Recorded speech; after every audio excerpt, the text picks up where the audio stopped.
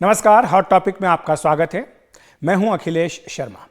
धार्मिक पर्यटन पूरे देश में पर्यटन की तस्वीर बदलने जा रहा है। पिछले कुछ वर्षों में केंद्र सरकार की प्रसाद योजना के तहत देश भर के 41 धार्मिक स्थानों का विकास करने की योजना बनाई गई है।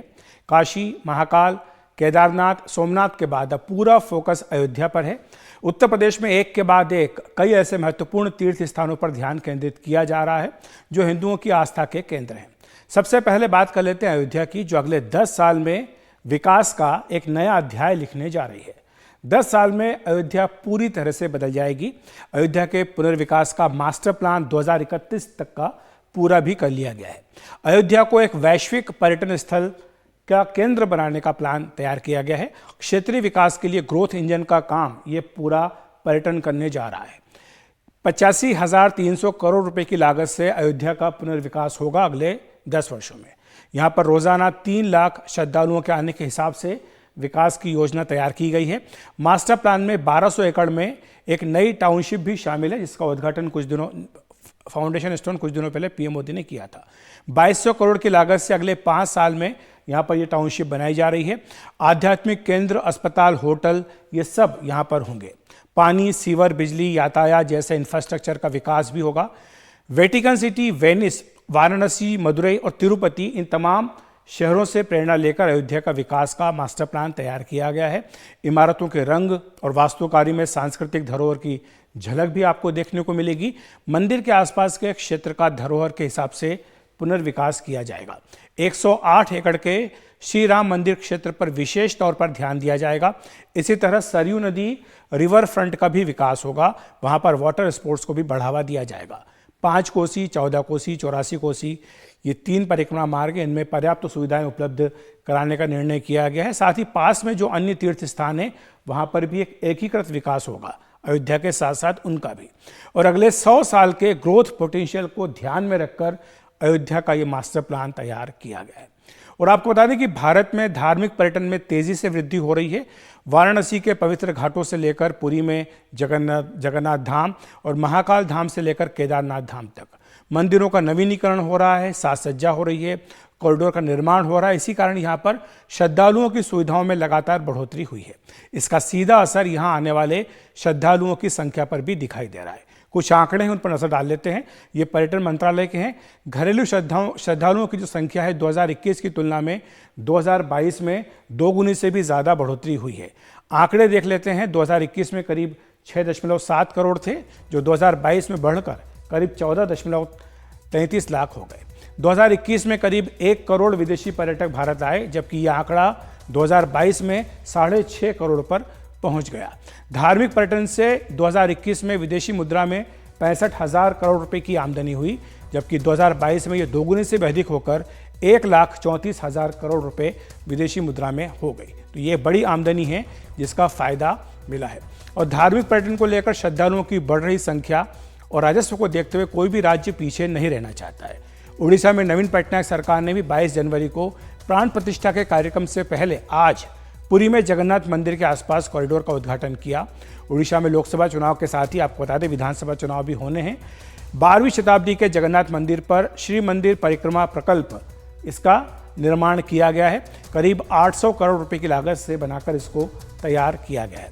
इसमें मंदिर की मुख्य दीवार से सटा एक चौड़ा गलियारा बनाया गया है ताकि श्रद्धालुओं को आने जाने में कोई परेशानी न हो। पूरी शहर को 4,000 करोड़ की लागत से एक धरोहर शहर बनाने की परियोजना बनाई गई, इसका यह हिस्सा है। इसमें श्री सेतु, शटल लेन, एयर कंडीशन टनल आदि का निर्माण भी किया जा रहा है। तो ये सारी चीज़ें हैं जो एक के बाद एक देश के महत्वपूर्ण पर्यटन स्थलों पर विकसित की जा रही हैं।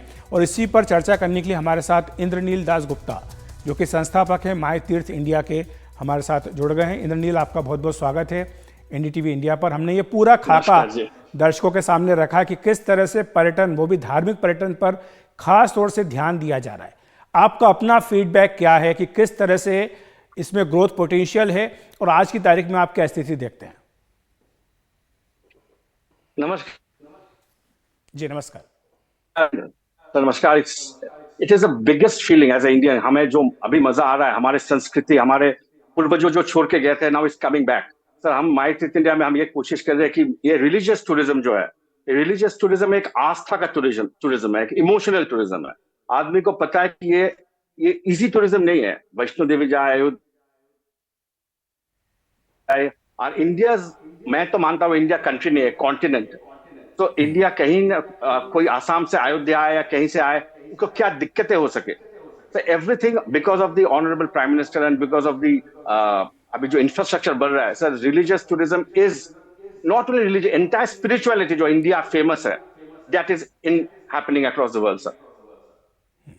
लेकिन कई तरह की दिक्कतें भी पहले आती थी। आप जानते हैं कि जब आपके दादाजी, हमारे दादाजी जब लोग जाया करते थे पहाड़ों पर, बद्रीनाथ, केदारनाथ, तो बड़ी दुर्गम यात्रा मानी जाती थी। गांव से जब विदा होते थे तो लगता था कि पता नहीं कितने महीने लगेंगे, कब वापस आएंगे।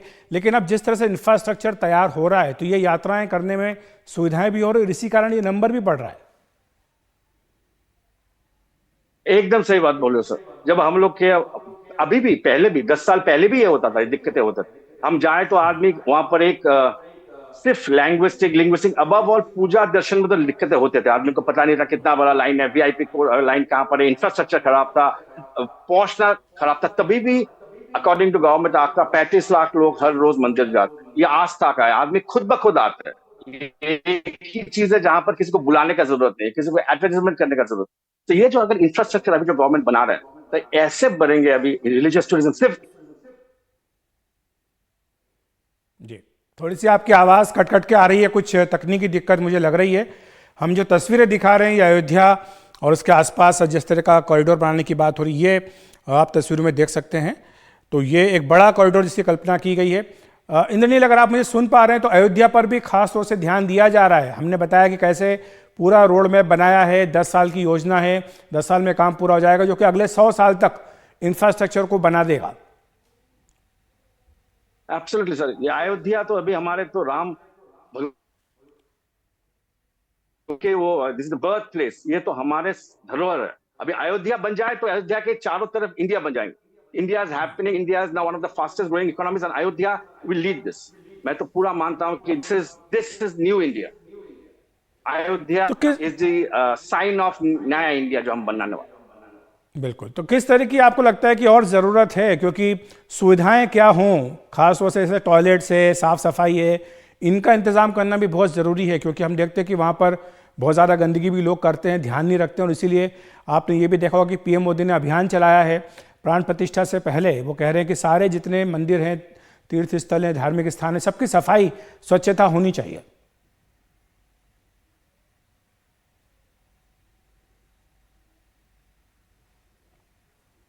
इंद्रनील, आप मुझे सुन पा रहे हैं? अभी सुन पा रहा हूँ। हाँ, अभी सुन। मैं यही जानना चाह रहा था आपसे कि क्या इंफ्रास्ट्रक्चर में आपको लगता है कि सुधार करने की जरूरत है, ताकि जो श्रद्धालु दूर दूर से आते हैं उन्हें दिक्कत ना हो। हम ये भी देखते हैं कि विदेशी जो पर्यटक है वो भी बड़ी संख्या में आती है, उनको भी बहुत लुभाती है हमारी संस्कृति और हमारी जो विरासत है। Absolutely sir. विदेशी लोग, अभी आप बाहर में जाओ तो रथ यात्रा ऐसा सेलिब्रेट होता है लंदन में, लगता है कि ये इंडिया में ही है। वो लोग जैसे नाचते हैं हम लोग नाच नहीं पाएंगे सर, वो लोग पूरा मन से। लेकिन अभी जो इंफ्रास्ट्रक्चर है ये तो पहले से बहुत बेहतर हुआ, ये सही बात है, लेकिन बहुत आगे जाना है। और हमें भी as citizen of the country समझना है कि हमें इसको साफ रखना है, हमें इसको अच्छा करना है, तो बाकी जो आए वो भी आए। सो दिस इज हमारे भी एक रिस्पॉन्सिबिलिटी, जितना भी गवर्नमेंट का है, जितना भी उन लोगों का है। So I feel this is a collective responsibility. जी, बहुत बहुत शुक्रिया आपका इंद्रनील, हमारे साथ जुड़ने के लिए और अपनी बात रखने के लिए, बताने के लिए कि कितना महत्व है और किस तरह से जो धार्मिक पर्यटन है इसमें आगे काफ़ी संभावनाएं हैं। और पिछले 10 वर्षों में जिस तरह से प्रसाद योजना के तहत ध्यान दिया गया, उससे काफ़ी ज़्यादा जो स्थिति है उसमें सुधार आया है। वक्त एक ब्रेक का, ब्रेक के बाद तुरंत हाजिर होते हैं।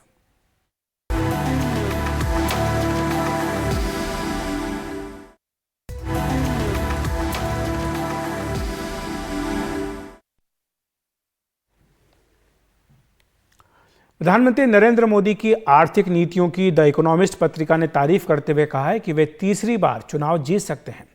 पत्रिका ने लिखा है कि भारत की अर्थव्यवस्था तेजी से बढ़ रही है।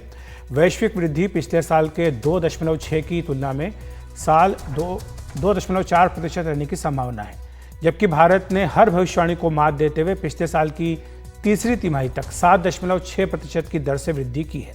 संभावना है कि इस दशक में भारत की वार्षिक वृद्धि दर 6% या उससे अधिक रहे।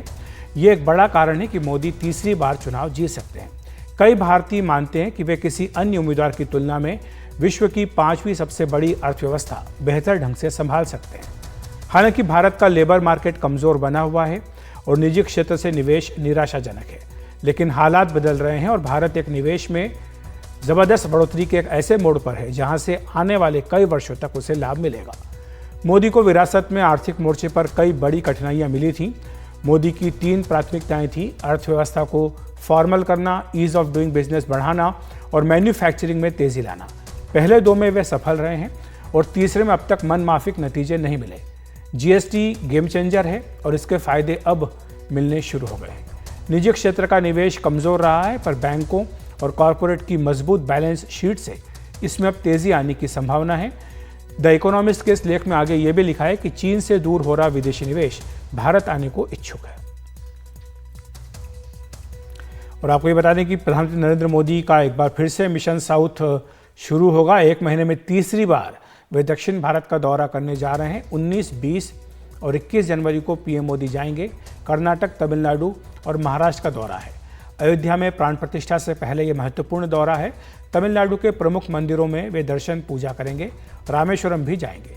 इसी महीने दूसरी बार महाराष्ट्र भी जाएंगे। शुक्रवार सुबह शोलापुर में परियोजनाओं का उद्घाटन और शिलान्यास होगा। शुक्रवार दोपहर बेंगलुरु में Boeing India engineering and technology centre का उद्घाटन होगा। साथ ही बोइंग सुकन्या कार्यक्रम की शुरुआत भी होगी। शुक्रवार शाम को चेन्नई में खेलो इंडिया यूथ गेम्स 2023 के उद्घाटन में पीएम मोदी हिस्सा लेंगे और शुक्रवार की रात चेन्नई में राजभवन में रुकेंगे। शनिवार सुबह तिरुचिरापल्ली में श्रीरंगनाथ स्वामी मंदिर कार्यक्रम में उनका कार्यक्रम है और शनिवार दोपहर रामेश्वरम में श्री अरुलमिगु रामनाथ मंदिर जाएंगे। शनिवार दोपहर 3:30 बजे विभिन्न भाषाओं में रमन पथ में शामिल होंगे। शनिवार शाम 6 बजे भजन संध्या का कार्यक्रम भी है। शनिवार रात को चेन्नई में श्री रामकृष्ण मठ में वो रुकेंगे और रविवार सुबह 9:30 बजे अरिचल मुनई में दर्शन पूजन होगा। रविवार सुबह 10:30 बजे कोतानडरम स्वामी मंदिर जाएंगे। तो ये एक तरह से मिशन साउथ बीजेपी का दिखाई दे रहा है दक्षिण भारत के राज्यों के लिए। हॉट टॉपिक में इतना ही। नमस्कार।